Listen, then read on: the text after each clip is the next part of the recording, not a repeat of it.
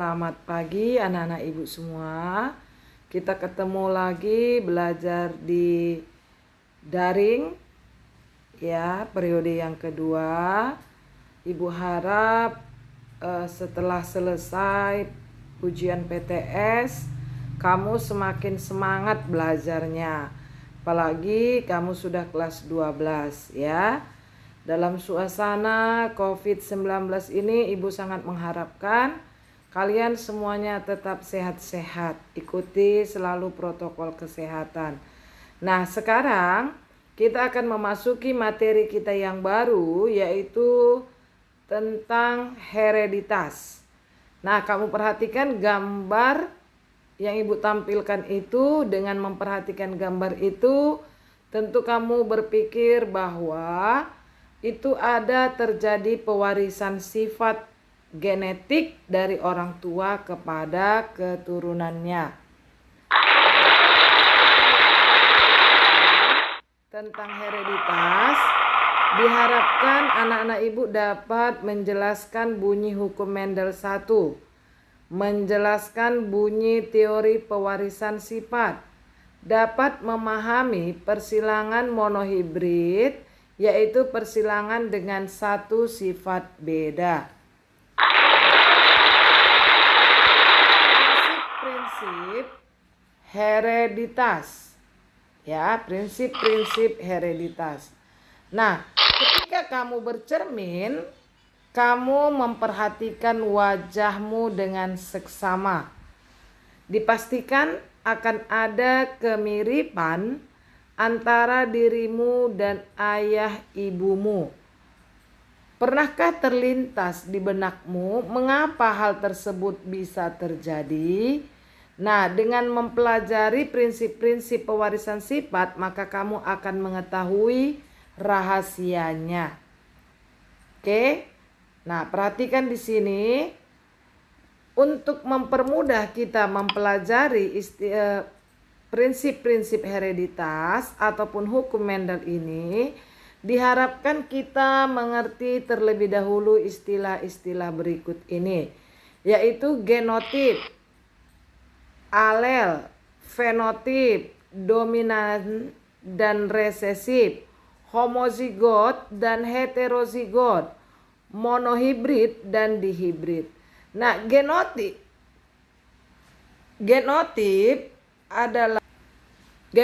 adalah bentuk atau susunan gen atau disebut dengan karakter yang terdapat dalam individu yang dilambangkan atau dikodekan. Contoh, bunga merah dituliskan dengan huruf M besar. Nah, genotip dengan kata lain sifat yang ditentukan oleh gen. Jadi jika pada individu atau organisme kode hurufnya double, ditulis 2 kali. Contohnya A besar, A kecil, A kecil, A kecil, A besar, A kecil, B besar, B besar, A besar, A kecil, B kecil, B kecil. Nah, kedua fenotip. Fenotip itu adalah bentuk luar, sifat yang kelihatan pada individu, penampakan sifat luar ya, yang merupakan hasil interaksi antara genotip dengan lingkungannya. Contoh, fenotipnya itu adalah pendek, gemuk, tinggi, merah, kuning, hijau, bulat, dan banyak lagi. Jadi artinya fenotip itu adalah sifat yang kelihatan, yang dapat dilihat. Nah, dilambangkan dari genotip. Misalnya genotipnya B besar, fenotipnya bulat. G besar, fenotipnya gemuk. Nah, itu dia contohnya nanti anak ya. Nah, selanjutnya dominan dan resesif. Nah, dominan ini sifat fenotip yang muncul pada F1. F1 itu artinya keturunan yang pertama. Sifat yang menang terhadap sifat resesif. Sifat yang menang dilambangkan dengan huruf besar. Contoh, bulat B besar B besar. Bulat ini menang atau dominan terhadap kisut. Jadi bulat dilambangkan dengan B besar B besar. Kisut karena yang kalah atau yang resesif dilambangkan dengan B kecil B kecil. Bukan K besar karena dia resesif. Nah, perhatikan yang Ibu jelaskan ya nak ya. Nah, kuning K besar. Misalnya kuning ini dominan terhadap hijau. Dominan terhadap hijau. Berarti kuning dilambangkan dengan huruf besar K besar. Hijau resesif. Berarti dilambangkan dengan huruf kecil K kecil. Nah, jadi dengan penjelasan Ibu tadi tentu kamu mengerti apa itu resesif. Nah, resesif itu adalah sifat fenotip yang muncul yang kalah pada F1 diberi simbol dengan huruf kecil. Ya. Nah, tadi udah Ibu jelaskan kalau bulat dominan terhadap kisut berarti kisut itu dilambangkan dengan B kecil karena dia bersifat resesif. Oke, sampai situ paham ya nak ya. Nah, selanjutnya homozigot dan heterozigot. Homo itu artinya sama, sejenis. Nah, jadi homozigot artinya genotip yang tersusun atas gen dan alel yang sama. Baik itu yang dominan maupun yang resesif. Jadi bisa dia B besar, B kecil, C besar, C kecil. Yang pasti dia harus sama. Ya, sejenis. Nah, itu dia homozigot. Kalau heterozigot, genotip yang tersusun atas gen dan alel yang tidak sama. Satu dominan, satu resesif. Berarti satu huruf besar, yang satu huruf kecil. Contohnya B besar, B kecil. M besar, M kecil. R besar, R kecil. Nah, selanjutnya monohibrid dan dihibrid. Mono artinya satu, di artinya dua. Nah, jadi monohibrid itu adalah perkawinan dengan satu sifat beda. Perhatikan, perkawinan dengan satu sifat beda. Contoh misalnya, merah dikawinkan dengan putih, tinggi dikawinkan dengan pendek. Nah, ya. Nah, dihibrid di dua, perkawinan dengan dua sifat beda. Contoh misalnya bulat kisut, ya, bulat kisut itu dia kan. Nah, satu lagi kita ambil hijau kuning. Jadi misalnya kita buat bulat hijau disilangkan dengan kisut kuning. Nah, itu persilangan dua sifat beda. Nah, itu untuk monohibrid dan dihibrid. Nah, sedangkan alel tadi adalah kromosom yang menempati dalam satu alel, ya. Nah, perhatikan di situ misalnya alel itu A besar, A kecil, B besar, B kecil. Nah, perhatikan penjelasan yang Ibu jelaskan tadi satu persatu. Nah, ini dia genotip. Oke, bisa kamu perhatikan ya nak, yang sudah Ibu jelaskan tadi. Nah, ini fenotip. Oke. Resesif, homozigot dan heterozigot, monohibrid dan dihibrid. Warisan sifat. Perkembangbiakan makhluk hidup terjadi pewarisan sifat dari induk pada keturunannya. Ilmu biologi yang mempelajari tentang pewarisan sifat disebut dengan genetika. Ingat, ini cabang-cabang biologi pada pelajaran kelas 10. Nah, hukum genetika yang diperkenalkan oleh Mendel dikenal dengan hukum Mendel 1 dan hukum Mendel 2. Nah, ini dia Gregor Mendel. Nah, kamu perhatikan ini si Gregor Mendel ini lahir tanggal 22 Juli 1822 di kota kecil Heinzendorf di Silesia, Austria. Nah, perhatikan di sini. Dia meneliti kacang ercis.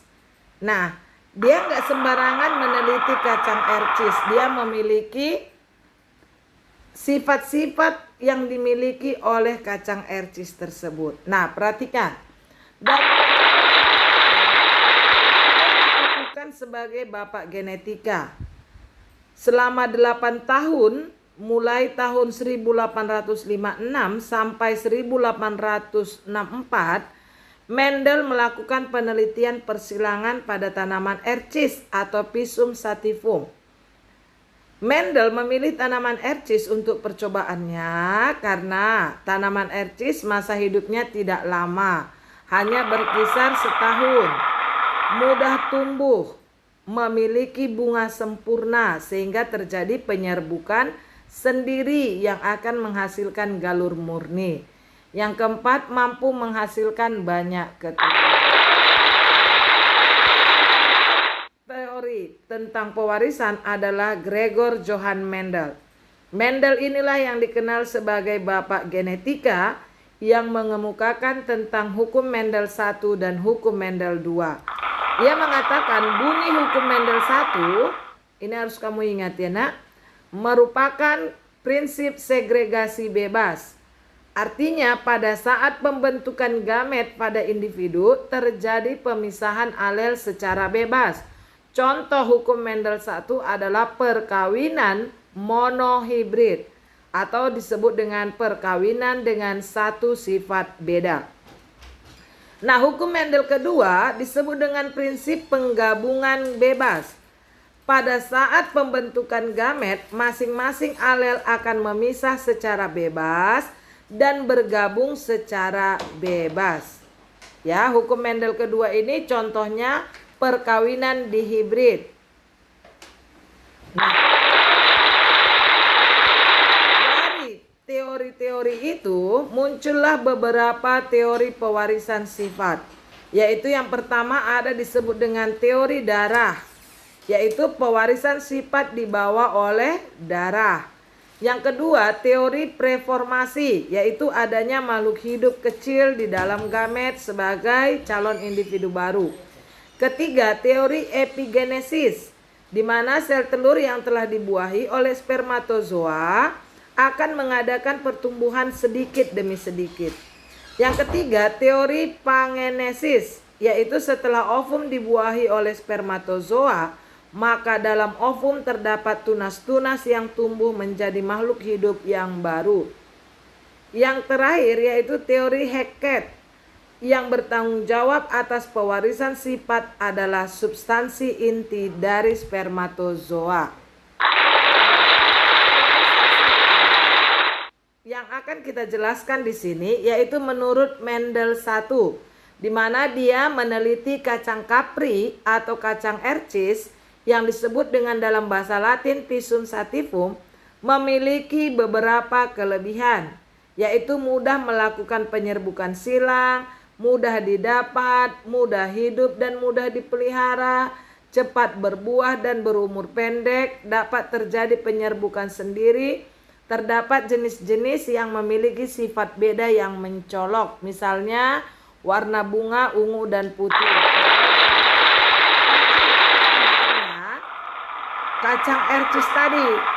Nah, perhatikan di situ dari bentuk biji bulat dan kisut, warna buah atau warna biji kuning dan hijau, warna bunga ungu dan putih, sifat kulit ada halus dan kasar.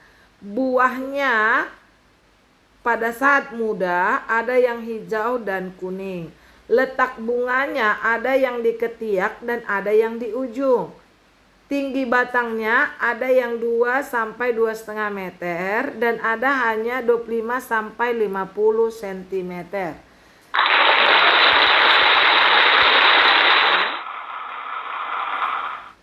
Pada persilangan induk jantan dan induk betina disebut dengan parental, dilambangkan dengan huruf P besar.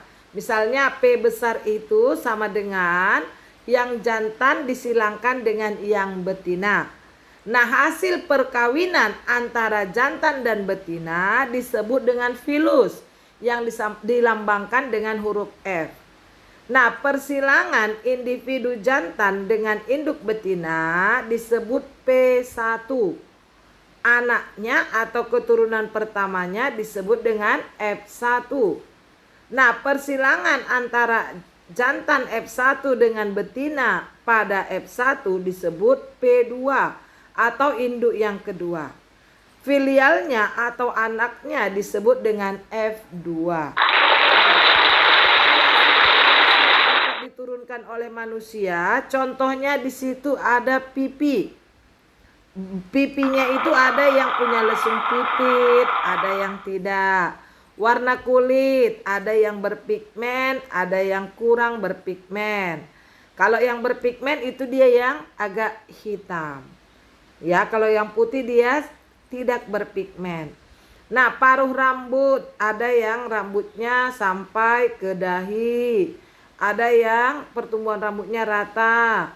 Lidah ada yang dapat menggulung, ada yang tidak dapat.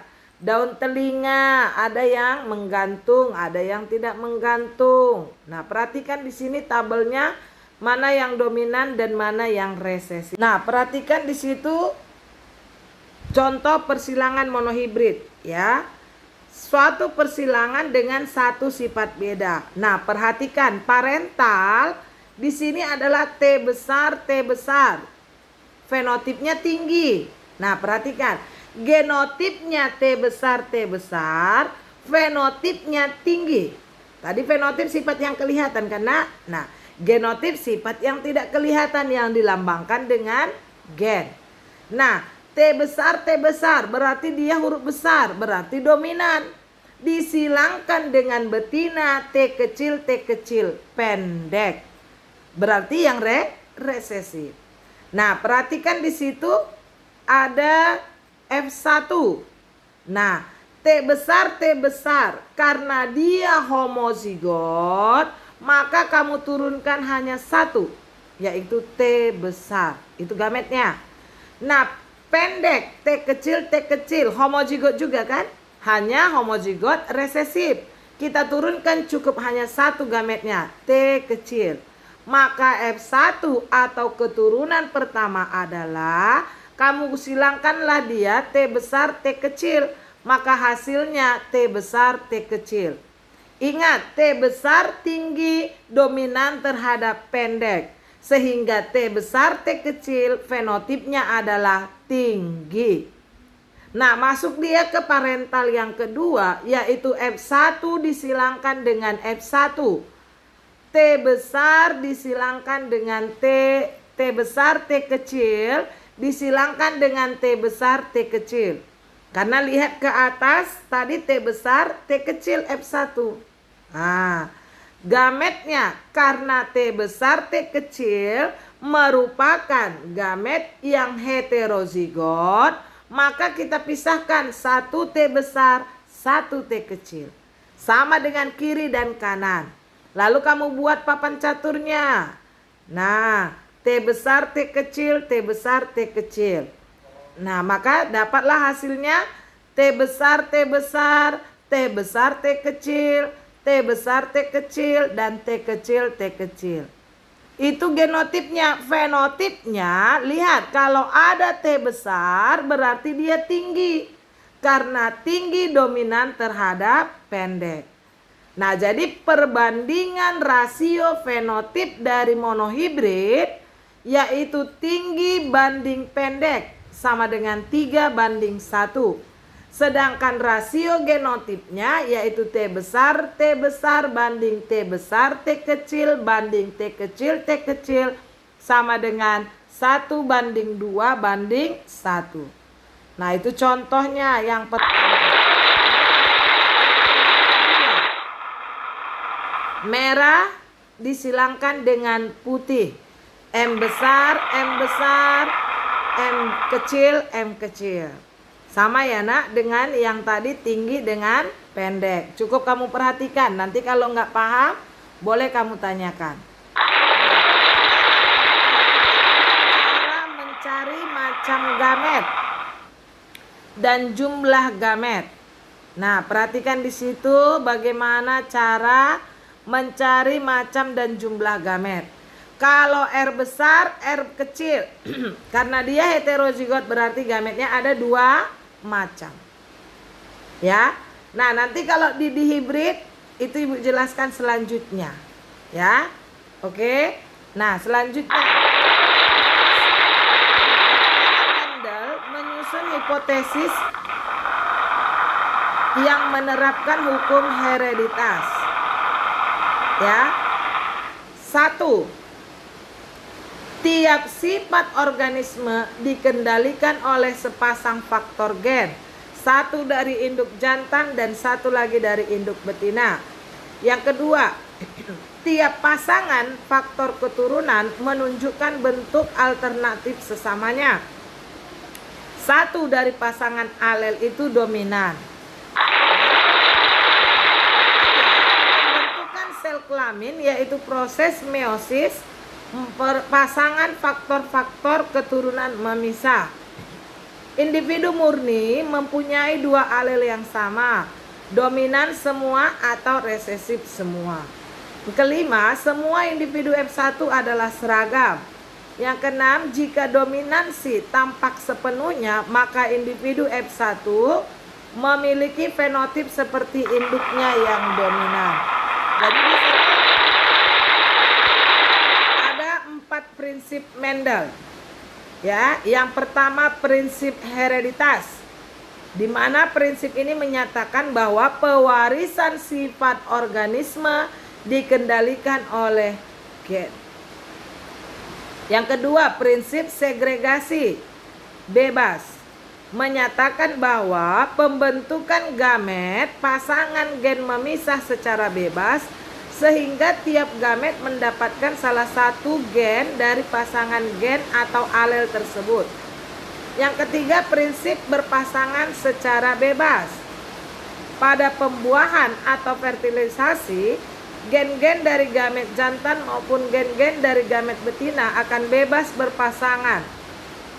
Yang terakhir, prinsip dominansi penuh atau tidak penuh atau disebut dengan intermediate. Di mana intermediate ini nanti adanya faktor dominan mempengaruhi yang resesif. Misalnya kalau gen K tampil sendiri maka dia misalnya kurus. Ya, tapi apabila dia bergabung dengan yang gen yang lain maka dia akan berubah sifatnya. Oke. Nah, sampai di sini penjelasan Ibu hari ini yaitu tentang prinsip-prinsip hereditas dan hukum Mendel yang pertama atau persilangan monohibrid. Untuk pertemuan berikutnya nanti kita akan membahas persilangan dihibrid. Nah, Ibu harap istilah-istilah kita tadi sudah kamu ingat dalam pikiran kamu agar pelajaran kita selanjutnya nanti lebih gampang kamu ingat. Oke, jangan lupa buat catatannya nak, agar dengan mencatat kamu dapat mengingatnya kembali. Sampai di sini pertemuan kita hari ini. Kita lanjutkan beberapa hari ke depan. Oke, Ibu harap kamu tetap jaga kesehatan, tetap banyak belajar di rumah. Sampai jumpa.